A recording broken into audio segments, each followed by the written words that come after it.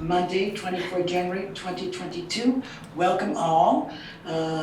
Recording in progress. I'd like to recognize the public. I think that's Leslie, but she's an auditor.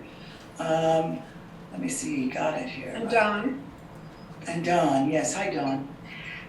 The rules of procedure are the rules that govern how the select board and the public interact, with the basic premise of which is that we are that we interact civilly, and that if we want to be called upon, we raise our hand. Are there any changes to the agenda order? I have none. Okay, I am seeking approval of minutes, two sets of minutes, one for January 10th, 2022, and one for January 13th, 2022.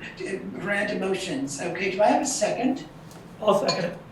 Michael, okay. Is there any discussion? I'll take the roll then. Rusty? Aye. Michael? Aye. Miranda? Aye. Richard? Aye. The motion carries. Thank you very much. The highway update. I understand that Dan is under the weather and that Peter is going to give us an update on the present highway, what the highway is doing, what the activities of the highway are right as we speak. Yes, so I spoke with Dan this morning when he came in to deliver the timesheets for the road crew, and his update was it's winter. He said that the tasks of winter, plowing and hauling sand and sanding and salting, are the entirety of what our road crew has been consumed with for the past 2 weeks. Dan did say last Friday they replaced the tires on the grader, as he shared with you at the previous meeting, and that's all there was. He said it's winter and they've been putting in a lot of winter hours. Yeah, I get it. Are there any questions or comments regarding the Dan's report given by Peter? Okay, thank you. Moving on to the... Just my compliments to the road crew, Yes, because we all send our compliments and appreciation. The VTrans mileage certification, Peter. Yes, this is an annual report that's in need of certification by the Selectboard to be sent to VTrans regarding whether or not there have been any changes to the road miles within Guilford for the past year. I spoke with Dan, and as I think it's safe to assume, there were no changes, omissions, additions, removal, and so we just need someone to make a motion approving the Guilford mileage certificate as is, with no changes over last year. Do I have that motion? I will make a motion. Thank you, Rusty. Is there a second? I'll second. Thank you, Michael. Is there any discussion? All right, I'll take the roll then. Rusty? Aye. Michael? Aye. Miranda?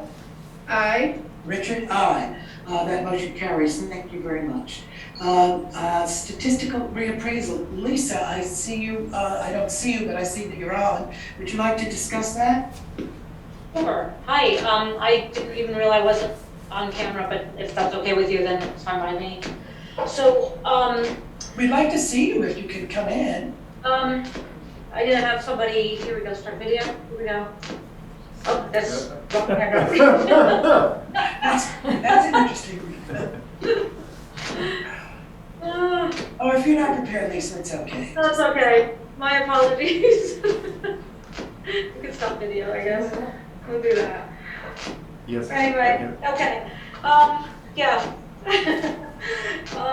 Okay, so I got our equalization study results from the state, and unsurprisingly, our CLA has gone away, has been getting away from the 100%. We're down to 93.76%, and our COD, coefficient of dispersion, is 17.27%. Now, this does not require us to do a townwide reappraisal. However, I feel that one more year of sales, like we've been having, will trigger that from either of the numbers. Now, so we are 5 years from our last townwide reappraisal. And that means we can qualify for something called a statistical reappraisal. So what that means is we use the sales studies and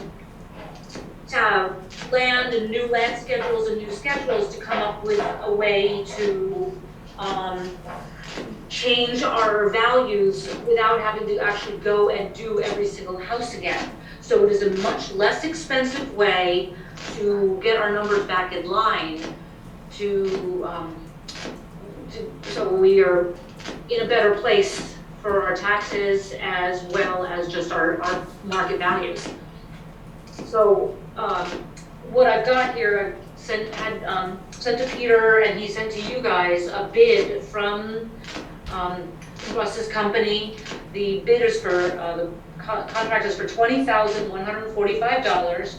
Being that I have definitely more than that in our fund, we've got $136,567.82 in my reappraisal fund. We can definitely afford it. It will also, again, postpone by far when we need to do another full reappraisal. So what I'm looking for is you guys to approve so I can get that contract signed and get the ball rolling. Okay. What does the select board think about going into this statistical reappraisal? I don't know very much about it. And it seems to me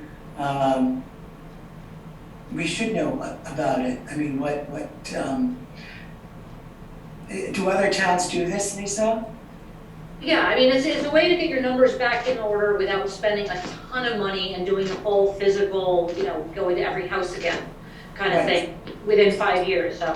I know that the tasks of the contract tour were outlined, but what actually would be happening? What would they be doing?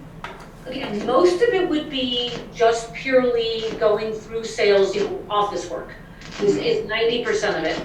And then at the end, or at least during part of it, we would actually go and drive all the roads and do a drive-by of every house just to make sure that things are in line and making sure that that any influence factors are appropriate, and just making sure that things are in line. So we would go by again every house with the pictures of the properties with us, and just check them up. I have a question. What span of time does the sales figures, I mean, are we talking about just the last year or the last 5 years? I'm concerned about the recent spike in prices, and if it were only just the past 2 years were used. Yes, no, it is, the equalization study is always based on a 3-year rolling. Of sales? Of sales, yeah, so it's like, so this was 2018, 19, and 20. So, and then next year will be 19, 20, 21. And the way things are going, sales are going from anywhere from 1.5 to 2.5, what we've got in value at. So we're going to get in a worse position next year as 2018, which is when we were in really good shape, falls off, and another year where we're really out of whack comes in. So that throws our CLA and COD off even further. So those are the basic benefits of doing this now, the statistical analysis. Yeah, we cannot do it next year. This is our last year to do it. We have to do it within 5 years of the last full reappraisal. So we either do it this year, or we run the risk of being told to do of having to do a full appraisal next year. I see, and this prevents that?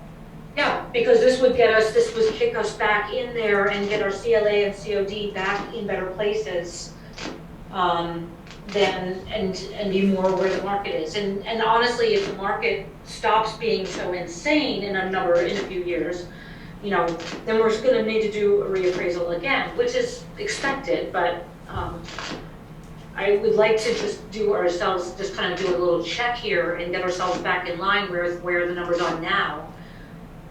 And be in a better place. Okay, what, are there any, yes, Rusty? So is that only saving us a year then, and we're gonna have to do the total reappraisal?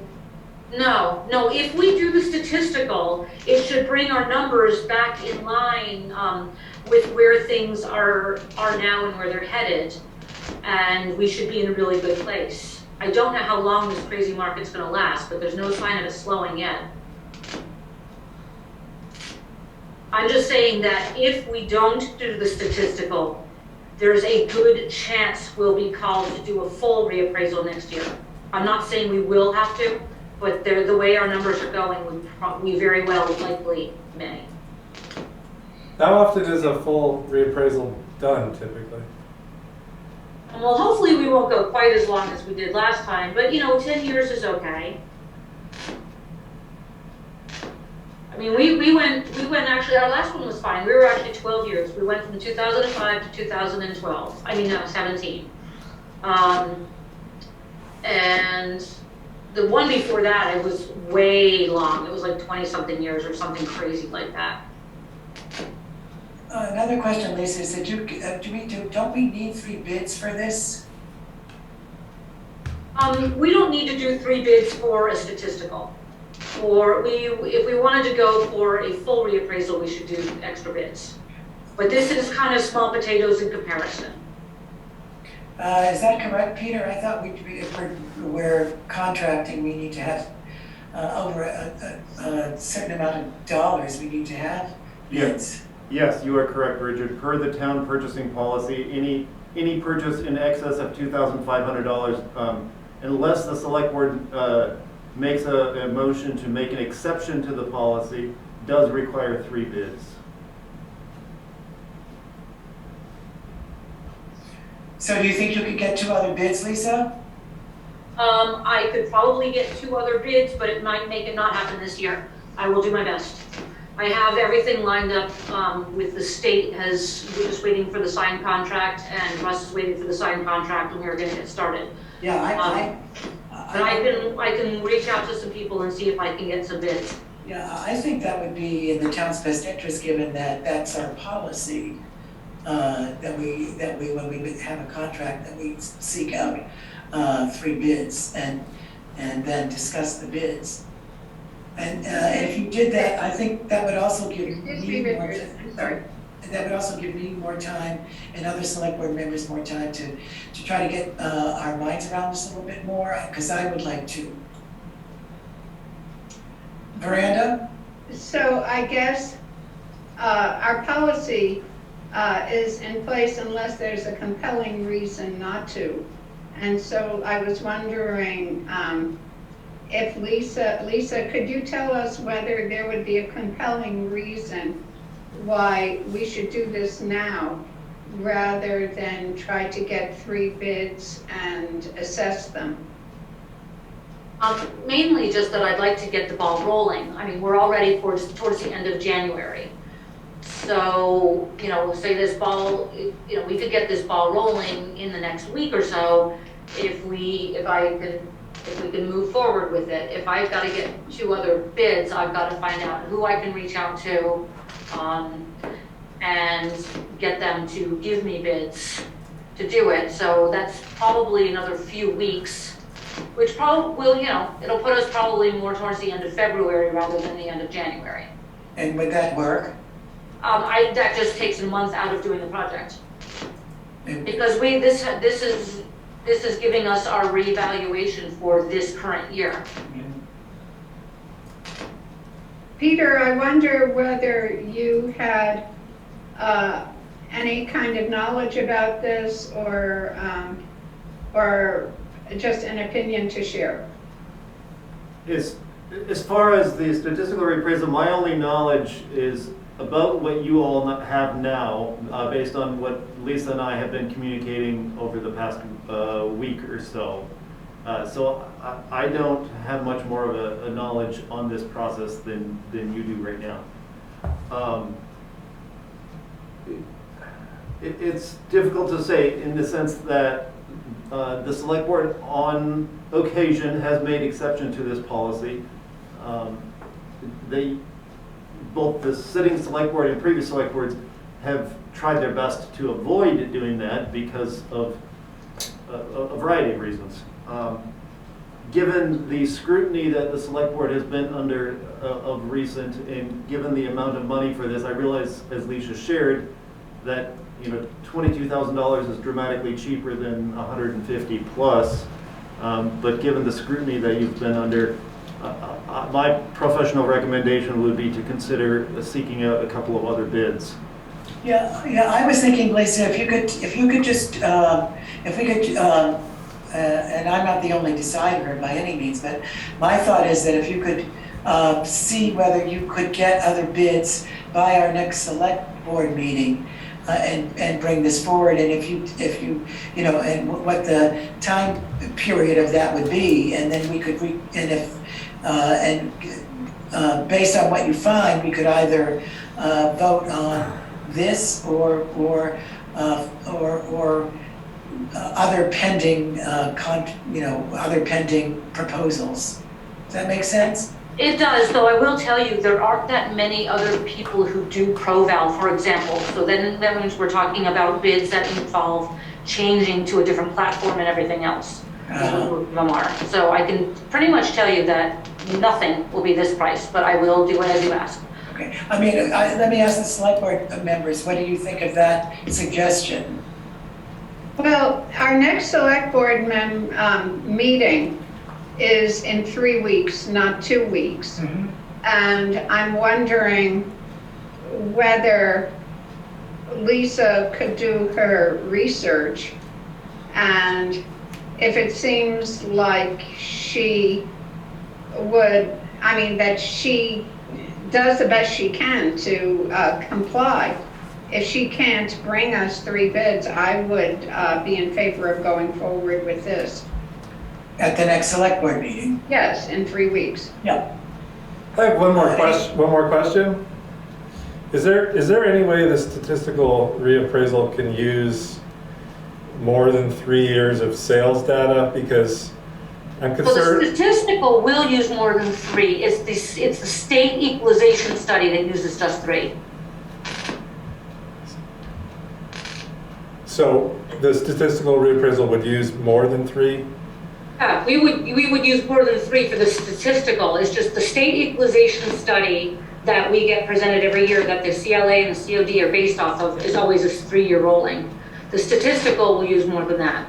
Okay, oh, that's good to know. I'm concerned that we're comparing people's, the value of people's homes against, something that's occurring during a bubble here. However, it is to a degree, and the bubble is what's causing us the problem, and we do need to react to the bubble, and then at some point when the bubble pops, we will then need to react to that too. But in the meanwhile, we can't go around saying, okay, well, houses are valued at X when X is really like half of or less than half of what they're selling for. Because that's not market value. Okay, any other thoughts or comments? Rusty? I'd like to wait for the 3 bids just for myself to brush up on what statistical reappraisal is. I'm not really sure what it is other than the brief synopsis we got today, and then I don't think 3 weeks is too long for this. Okay, Rusty, do you agree with that, Miranda? Yeah, I would like to educate myself more about the issue, but I don't know what resources there are that I could educate myself more unless there were specific recommendations about how to do it. So, it's a confusing issue for me. I recognize what Lisa has to do because we are in this situation and there are certain demands. It's regrettable that we're in this state, but we have to respond. Thank you. Michael? Do we have 3 weeks? I'm a little unclear. Our next select board meeting is in 3 weeks. Yeah, I understand, but I mean, So I was asking you about my suggestion of Lisa trying to see whether she could get 2 other bids within 3 weeks, or or identifying bidders who would put in a proposal within the next 3 weeks. Because I think that we should be following the vendor policy that we have in getting more bids for this. Richard, when the select board members have had their say, I have one more comment. Okay. But I want everyone else to finish first. You're the select board. Yeah, member. Michael, I didn't get Michael's view on this.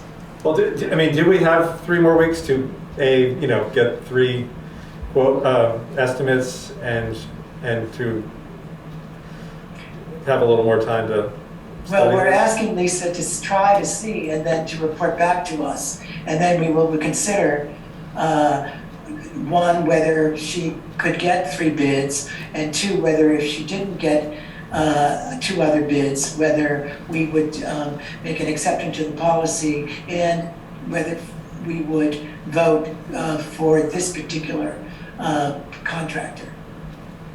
Yeah, I'm comfortable with pursuing it in that manner. Okay? I don't think we need to vote on it, do we? Peter, you had something to say? I just wanted to say that Lisa made a comment just a moment ago that I was unaware of before I made my recommendation to the select board, and that is, I was not aware that there are very few to no other contractors that use this specific software. And so my concern with that is even if we did get a lower bid from another company, that may involve the switching of software, which would be a longer term hassle for Lisa as an employee of the town, but also a longer term expense that would be incurred by the town if that were to be true. Well, but we wouldn't put out a bid that didn't specify what software we wanted to be used, right? Sure, I mean, maybe Lisa can clarify, but my understanding was she said that this is the only consultant But that. I'm saying that in our request for proposals, Sure. we would say it has to be done with this software. That, whatever software the town is using. Sure. Which I can do, and I'm just going back in my mind to when we did the RFP for the last full reappraisal, and everybody that came in was either gonna charge a whole bunch to do ProVal, because ProVal's not their platform, and most of them wanted to just switch us over to a different platform that they like to use. Okay, so if you went out and looked at see whether you could find other bidders, and you couldn't, that would present to me a compelling reason to go with this contractor. Okay. Do you know what I'm saying? Mm-hmm. Yeah, yes, I do understand why you want to go and do that. I did go directly to Russ because he knows our stuff inside and out. He's, this is the company that we've been working with. He's my, I was gonna say, he's done the last 2 reappraisals, and he is the person that I refer to, whenever I have questions about doing anything with ProVal and any commercial stuff which is not my forte. Yeah. So. So are you okay, is that okay with you, Lisa, to approach it in this way? Yeah, I will see who else is out there and see if I can get them to give me a bid. Okay, and I want to just go once around the room. Is this what we want to do, Select Board? Yes, I do. Okay, Michael? Well, again, I just want to ask the question, do we have time to pursue it in this manner and not trigger, the more expensive, more labor-intensive method of doing this? I mean, is there time? We haven't run out of time. We could. Is 3 weeks going to make a crucial difference is the question, I guess, Lisa. And I don't know the answer to if that will or not, because you can get a lot of work done in 3 weeks. But, and again, I had Russ, he already reserved that time for us, but it's also, I mean, I don't know how much 3 weeks would make a difference if I tell him he can't start for, well, 3 weeks plus. You know, if that would be a make or break deal or not. When is the deadline or the cutoff is in terms of when? Oh, this is, when there's, it's not that it's a cutoff like that, Michael. This is just so we can get these values in for our current, for the 2022 taxes. Well, that's what I'm wondering, is how much time do we have left to Oh, I have to until accomplish that? June. Until June? I've got through June, through June, but that also includes that, you know, all the stuff that I have to go and look at and reevaluate anyway, because they've been doing stuff, subdivisions, building, et cetera, et cetera. So I still have to do all my usual stuff. Plus this, again, most of this is Russ, but the physical stuff I need to do with him. So it's, you know, it's quite a bit more work than my usual year. So I wanted to start earlier because there's a lot more work. Right. But it's only 3 weeks. Yes, Miranda? Well, you know, listening to Lisa and hearing about the town's prior relationship with this particular proposer, for lack of a better term, you know, on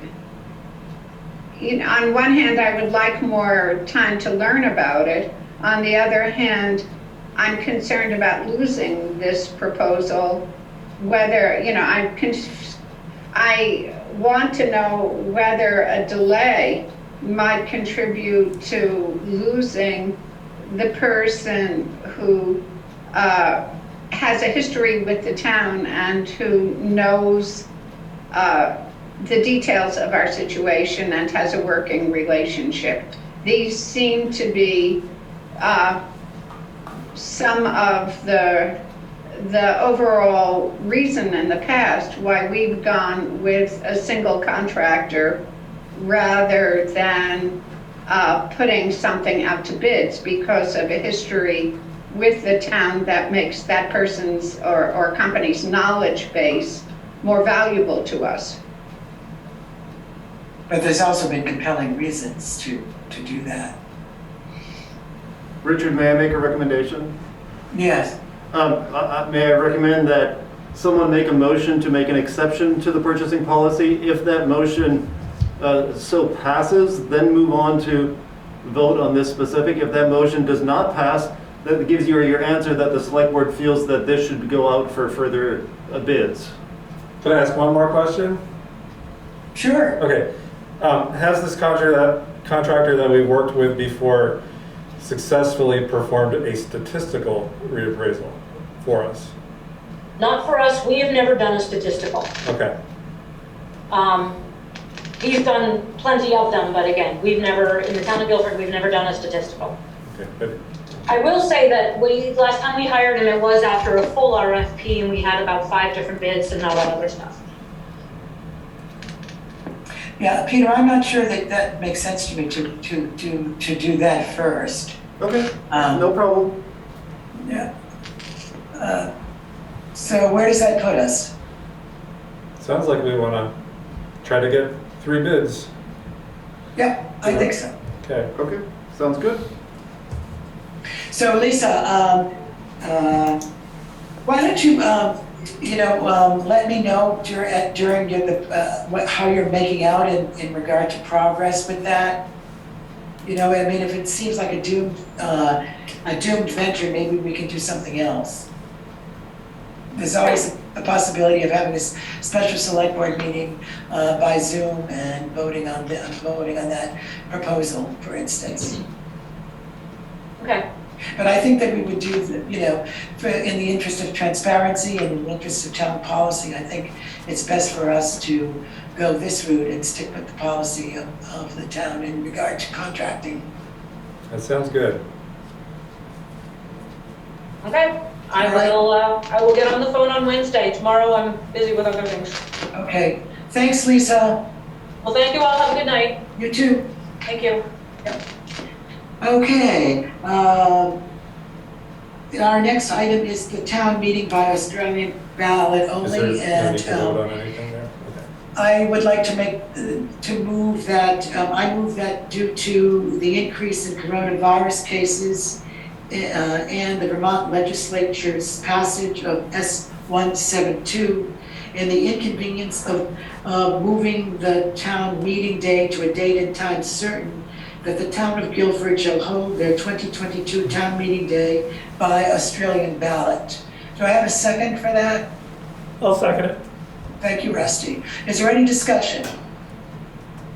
That, One thing I would say is that Penny, our town clerk, would really like this to happen because of the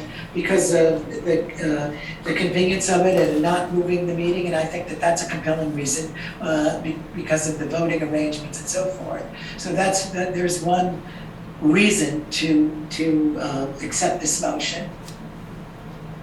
so Richard, do you know whether are ballots going to be sent to every household?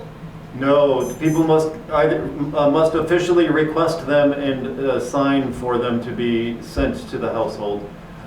Penny, last year, when this happened last year, Penny looked into the expense of mailing them to all households, and the cost would have exceeded $10,000 for the town, and she did not feel that that was a wise use of taxpayer dollars. When people can request them via phone or in person at the town office. And you can get them on the internet too, can't you? No, because they're specially printed just for Guilford. Okay. That's really concerning to me. I mean, I suppose it's analogous to people showing up for town meeting, but I mean, it doesn't affect my vote. I'm just sad about it. Yeah. Okay, we'll let that be recorded. Are there any other comments regarding the motion that was made and seconded? Okay, I'll take the roll. Rusty? Aye. Michael? Aye. Miranda? Aye. Richard? Aye. That motion carries. Thank you very much. Now I need a motion to accept the town warning that will be presented by the select board to the voters. Richard, before we move on, may I just share one statement from Penny? So Penny just wanted to encourage all voters to please be considerate of the safety of all Guilfordites, and to please cast your vote by absentee ballot if you are able to do so, please. Right, because the polls will be open for in-person ballot delivery, right? They will be, but she asked everyone to consider doing it by absentee. But if you can. I was responding to Miranda's concern. So Sure, yes. Yeah. Yes, it will happen in a drive-through setup at Guilford Central School in their parking lot. Thank you. So I need a motion to present the 2022 articles to the town. You make Miranda motions. Okay, do I have a second? And Michael seconds, and Peter's going to read them for us. Okay, I was just noting who moved and motioned and seconded. All right, this is a public notice for town meeting day 2022, March 1, 2022. The legal voters of the town of Guilford, Vermont are hereby notified and warned to vote at the Guilford Central School parking lot via drive-through voting in the town of Guilford on Tuesday, March 1st, 2022, between the hours of 10 o'clock in the a.m., at which time the polls will open, and 7 o'clock in the afternoon, at which time the polls will close, to transact the following business by Australian ballot. To elect all necessary town officers for the following positions as required by 17 Vermont statutes annotated 2640. A moderator, 1-year term. Select board, 3-year term. Select board, 2-year term. 2 listers for 3-year terms. An auditor for a 3-year term. A cemetery commissioner for a 3-year term. a cemetery commissioner for 1 year remaining of a 3-year term, 2 library trustees for 5-year terms, trustee of public funds for a 3-year term. Article 1, shall the town vote to approve highway fund expenditures in the amount of $995,923 for fiscal year July 1st, 2022 through June 30th, 2023, for which revenues will be raised through taxes and other sources, 17 V.S.A. 2664. Article 2, shall the town vote to approve general fund expenditures in the amount of $860,182 for the fiscal year July 1, 2022 to June 30th, 2023, for which revenues will be raised through taxes and other sources, 17 V.S.A. 2664. Article 3, shall the town vote to continue membership in the Wyndham Regional Commission and raise and appropriate the sum of $5,109 to defray the town's share of its expense. Article 4, shall the town vote to raise and appropriate the sum of $6,363 for Southeastern Vermont Economic Development Strategies, SEVEDS, 24 V.S.A. 2691. Article 5, shall the town vote to raise and appropriate the sum of $243,100 for the Guilford Volunteer Fire Department. Article 6, shall the town vote to raise and appropriate the sum of $35,000 for the Guilford Volunteer Fire Department Capital Improvements Fund. Article 7, shall the voters of the town of Guilford authorize the construction of improvements to the Guilford Free Library to include modifications to the existing structure and connecting the rear addition to the main library building to preserve most of the facade and exterior features of the existing building in an approximate amount of $1,013,300 with an amount not to exceed $205,000 to be financed over a period not to exceed 30 years, subject to available grants and aid, and shall the town reallocate to this project an additional $195,000 in funds held with the Vermont Bond Bank, originally allocated to a water project which was funded through other means. Article 8, shall the town vote to raise and appropriate the sum of $21,030 for the following human service organizations? I don't think we have to read them all, Peter. Okay. Article 9, shall the town collect its taxes through the treasurer without discount? Interest at 1% per month or fraction thereof will be charged after October 15th. And Article 10, shall the voters of the town of Guilford vote to advise the select board to become a compassionate community as articulated in the International Charter for Compassion. The legal voters of the town of Guilford are further notified that voter qualification, registration, and absentee voting relative to said meeting shall be as provided in chapters 43, 51, and 55 of Title 17 Vermont statutes annotated, and that is all. Thank you, Peter. I had a question about the introduction where in the first paragraph it says to vote at the Guilford Central School parking lot by a drive-through voting.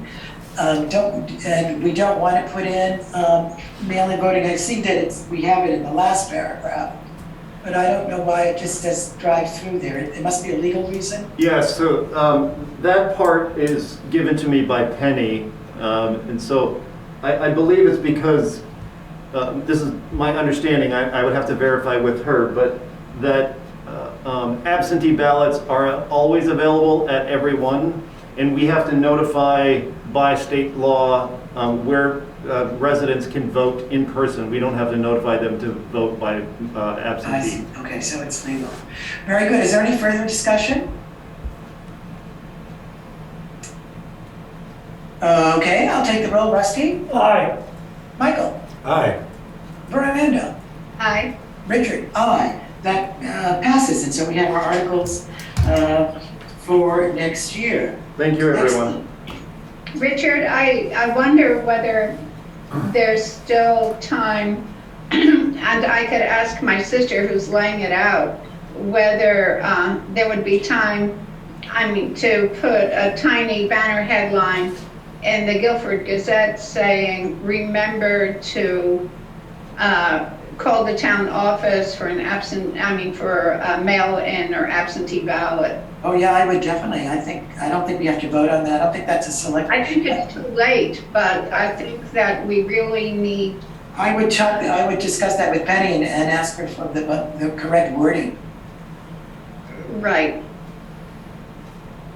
Does that make sense? yeah. Or I guess in front porch forum, I just feel as if I would have preferred that we spend the money and mail the ballots.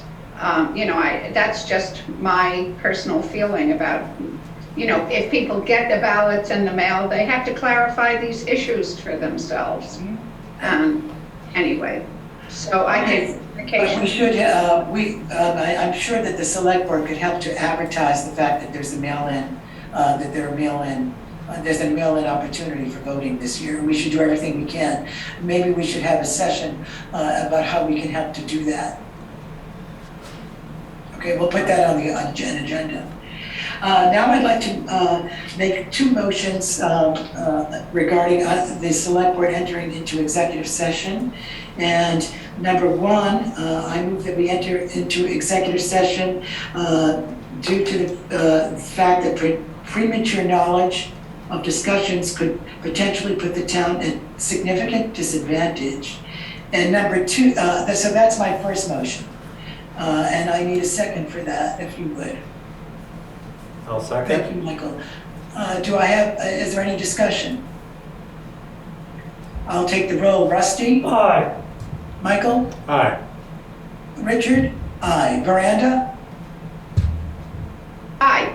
Okay, thank you. And Richard, then, I'm sorry to interrupt a second. We just got a message sent to us via the chat feature by Don McLean that unfortunately the Gazette was sent to the printer yesterday, so there's no ability to make any edits. Okay. Well, maybe, we have it on our postcard, and perhaps we'll send the postcard with that information. I think that would be a good use of the postcard. I'm sorry to interrupt. Okay, and my second motion is I move that we enter into executive session and invite Peter Rude per 1 V.S.A. 31311 to discuss confidential attorney-client communications. I'm sorry, Richard, that's 1F. I'm sorry, 1F. 1F. So I will read that again. 1 Vermont Statute 3131F to discuss confidential attorney-client communications. Do I have a second? I'll second it. Okay, thank you. Is there any discussion? Very good. We'll take the vote. Rusty? Aye. Michael? Aye. Miranda? Aye. Richard? Aye. May I just, before we do that, did I need to, Peter, have the previous motion with the Vermont statute attached to it? No, you did not, Richard. You did that correctly. Okay, thank you. So we are going to, the Guilford Select Board of January 24th, 2022 is going to enter into executive session at 7:13 p.m. Thank you.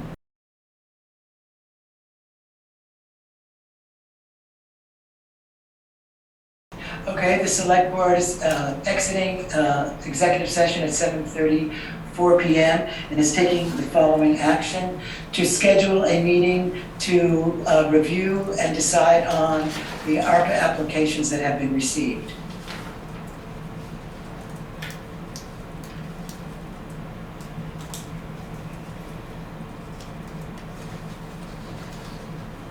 Now, do we need to vote on that or No, because you do not. No, because the meeting needs to be scheduled. So Okay, so we're going to schedule the meeting. Yep. Thank you. Peter, you have the DVFiber update for us? yes, so Zahn sent me a brief update since he couldn't be with us today.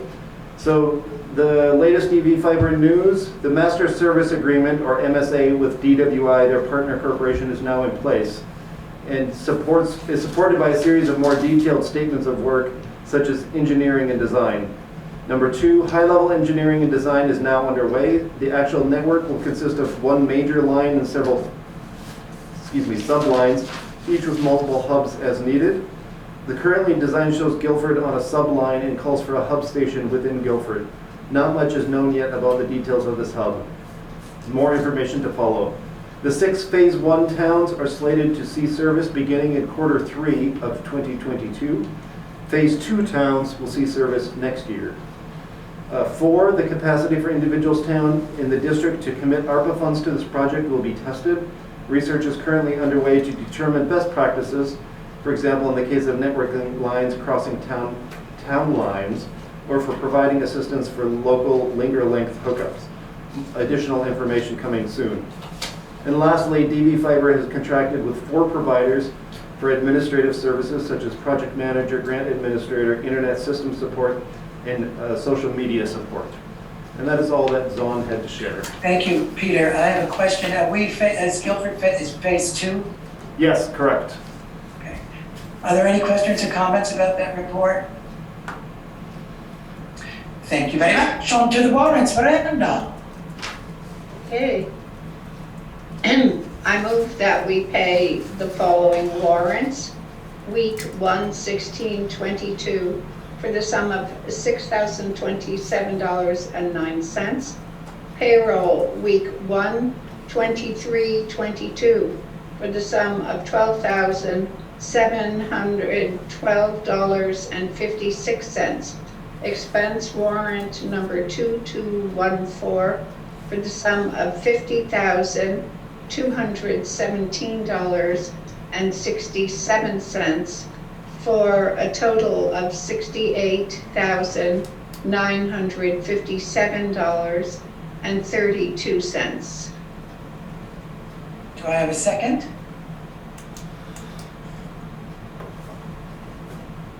Rusty. I'll second it. Okay, Rusty, is there any discussion? Yes, the main expenses were salt, sand, tires, diesel, fuel, Wyndham solid waste quarterly assessment, also for consultants and insurance. Okay, thank you, Brenda. Is there a any reason, discussion? is there any reason why the payroll doubled in the second week? Thank you for asking, Rusty. I expected you to do that. So the reason that payroll was double for week of 1/23/22 is because on a biannual basis, the delinquent tax collector receives her payment for services provided. Okay. And so that is what the additional fees are in the large difference between the two. Okay, thank you. Thank you. Is there any further discussion? Okay, the motion has been made and seconded. I'll take the roll. Rusty? Aye. Michael? Aye. Miranda? Aye. Richard? Aye. That motion carries. Okay, any other business? I have none, Richard. Communications, Peter? Actually, we do have some communications, which we haven't had for a while. Penny just has sent a couple of memos to the select board and just wanted to follow up and notify you that she has attempted to have communication with the Algiers Fire District, that she will no longer be providing financial services for them, and they have yet to respond. And so that was effective January 1st. As of January 10th, she has sent a follow-up letter, again with no response from them, just so you are aware of that. Is there something we need to do about that? There is no action for you to take. It's for informational purposes only. Okay, thank you. She just wanted transparency. And then we got a communications, additional communication from DVFiber last week, that just informing us of their financial status, in addition their budget for the upcoming year. I'm not going to bore you with the details, but should anyone have any interest, I'm happy to share that information with you.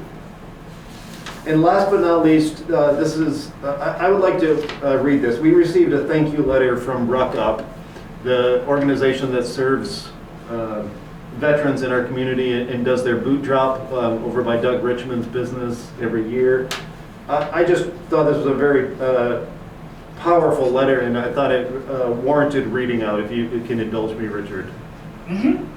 So, dear Mr. Root and Guilford Select Board, the staff and volunteers of Ruck Up Inc. wish to thank you for the consideration you have shown in allowing us to have a coin drop in your town. We are happy to report that it was a very successful endeavor. Receiving no monies from federal or state funding, we rely solely on donation and fundraising efforts to help our veterans. Ruck Up is more than a veterans hall or a place for vets to gather. Ruck Up is a veterans outpost, a 501c3 organization run by veterans. We served 363 veterans in 2020. Despite the pandemic, we gave out more than $37,400 in direct assistance to 71 veterans and their families to help keep or maintain them in housing through the outreach program. We gave away over 5.1 tons of food, clothing, and other items, all donated at a value of $54,500. Through our advocacy program, we won over $1,716,000 in VA and Social Security benefits for our veterans. Our licensed counselor, himself a veteran, provided over 2,500 hours of counseling in individual and group sessions in 2020 at no cost to the veteran and no limit to the number of sessions a veteran received. This approximated $275,200 worth of counseling. Your continued support for allowing us to have this coin drop in your town is critical to allowing our staff and volunteers to continue the mission of serving veterans. Oh, that's wonderful, thank you. Okay, any actions from the previous meeting that we need to discuss? Would you like me to go through them briefly? Sure. You approved the letter of support for Broadbrook Grange historical marker, approved an employee pay raise, approved the FY23 budget, approved the necessity resolution to present a bond vote to Guilford residents, reduced the number of planning commissioners from 9 to 5, and you appointed 5 new individuals to the planning commission, and you reaffirmed your requirement of wearing masks in all Guilford town buildings, and that is all. Great. What about tonight? Tonight, so you approved the mileage certificate, you made town meeting day to be by Australian ballot only, you approved the meeting, the warning for town meeting day, and that was all. And then we're going to have a special. Oh yes, and then you're just going to schedule a special meeting to review the ARPA application. Okay, very good, thank you. And actions to be taken. That was what it was. Oh, I see, I'm just, right. So then we're ready for another motion. Miranda? I would like to have dinner, so I'm You move for adjournment. Is there a second? Michael seconds. Is there any discussion? All right, that being the case, I will take the roll. Rusty? Aye. Michael? Aye. Miranda? Aye. Richard? Aye. I'm hungry too. Good night, everyone. Good night. Good night.